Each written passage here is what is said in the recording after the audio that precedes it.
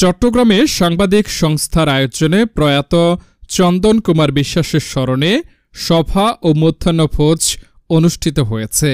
বিস্তারিত দেখুন মোহাম্মদ কামাল উদ্দিনের প্রতিবেদন। চট্টগ্রাম নগরীর সদরঘাট কালীবাড়ি মোড়ের স্যাডেল পিক রেস্টুরেন্টে আয়োজিত এ অনুষ্ঠানে প্রধান অতিথির বক্তব্যে চট্টগ্রাম মহানগর বিএনপির সাবেক সিনিয়র সহসভাপতি আলহাজ আবু সুফিয়ান বলেন, ভালো মানুষ কখনো হারিয়ে যায় না। চন্দন কুমার বিশ্বাস ছিলেন মানবিক গুণে গুণান্বিত একজন অসাধারণ মানুষ। তারা তাদের সেই ভূমিকা অব্যাহত রাখবে, এইটা আমার প্রত্যাশা। এবং তুষার দাসকে ধন্যবাদ জানাই যে উনি ওনার শ্বশুরের জন্য একটা আয়োজন করেছেন।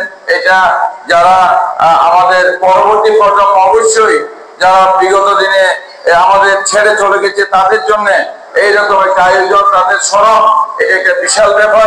আমি তাকে ধন্যবাদ। উপস্থিত গণমাধ্যম কর্মীদের উদ্দেশ্য করে তিনি আরও বলেন, সাংবাদিকরা আজ নানা ধরনের চ্যালেঞ্জের মুখে। আমি আপনাদের আশ্বস্ত করতে চাই, আমাদের দেশ নায়ক জনাব তারেক রহমান এবং আমরা সাংবাদিকদের পাশে আছি এবং থাকব। স্বাধীন ও ন্যায়ভিত্তিক সাংবাদিকতা টিকিয়ে রাখতে হলে রাজনীতিবিদদেরও দায়িত্ব রয়েছে এবং আমরা সেই দায়িত্ব পালনে প্রতিশ্রুতিবদ্ধ। সভাপতির বক্তব্যে 2100 পদকপ্রাপ্ত অধ্যাপক ড জিনবোধি ভিক্ষু বলেন, তার প্রজ্ঞা, সততা এবং সমাজের প্রতি দায়বদ্ধতা আমাদের জন্য অনুকরণীয় হয়ে থাকবে। তাই আমি আমার প্রিয় ভাজন তুষার বাবু কৃতজ্ঞতা বশত, প্রতিদান বশত প্রত্যুপকার স্বীকার করতে গিয়ে শ্বশুরের স্মরণ সভা, এটা কিন্তু খুব বড় কথা। অনেক সময় নিজের মা বাবার স্মরণ সভা করতে আমরা ভুলে যাই, কিন্তু সেইখানে শ্বশুরের প্রতি কৃতজ্ঞতা জানাতে গিয়ে যে বরেণ্য ব্যক্তিদেরকে এখানে উপস্থিত করে জ্ঞাতি স্বজনের সমাবেশে একদিকে কে ভোজন দানের মাধ্যমে তাদের জীবনকে বাঁচিয়ে তোলা, আরেকদিকে বাঁচার মাধ্যমে যে মরতে হবে সেটাকে অন্তরে জাগরিত করা। আজকের এই স্মরণ সভায় আমাদের প্রিয়বাদ জননন্দিত নেতা ইউসুফ ভাই এসে, আবু সুফিয়ান ভাই এসে যেভাবে স্মরণ সভাকে গৌরবদীপ্ত মর্যাদা সম্পন্ন করেছেন, আমার পক্ষ থেকে তার আগমনকে স্বাগত জানাই। প্রধান বক্তা সাবেক কাউন্সিলর আলহাজ ইয়াসিন চৌধুরী আসু বলেন, এই আয়োজন প্রমাণ করে মানবিক মূল্যবোধ সম্পন্ন মানুষদের আমরা কখনো ভুলে যাই না, তাই আমাদের ভালো কাজ করা উচিত। উনি যদি ভালো মানুষ না হতো আজকে ওনার স্মরণ সভা হচ্ছে কেন?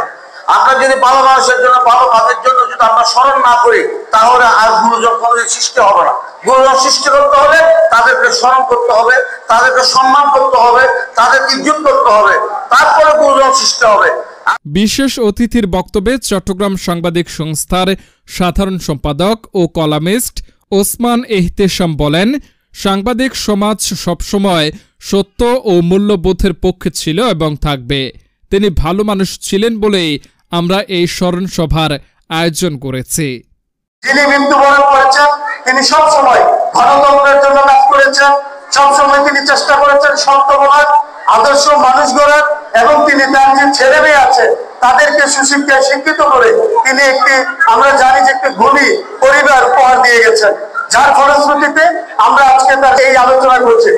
বাংলাদেশ বেতারের সংবাদ উপস্থাপিকা শরীফুন নাহার হ্যাপি এবং কার্যনির্বাহী সদস্য আলতাফ হোসেনের যৌথ সঞ্চালনায় বিশেষ অতিথি হিসেবে আরও বক্তব্য রাখেন চট্টগ্রাম জজ কোর্টের APP advocate Mohammad Helal, Chattogram medical college হাসপাতালের মাইকেল চৌধুরী এবং চশাসের দাতা সদস্য মোহাম্মদ মুশতাক আহমেদ।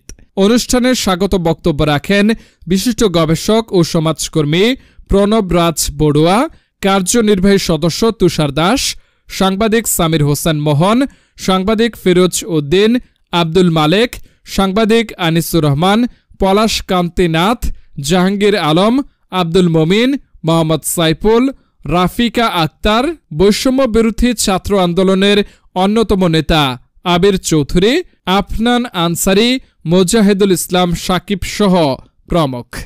অনুষ্ঠান শেষে মধ্যাহ্নভোজের মাধ্যমে শেষ হয় স্মরণ সভা। বাংলাদেশ। এই মুহূর্তে আমার আর বক্তৃতা দেওয়ার কোনো অবকাশ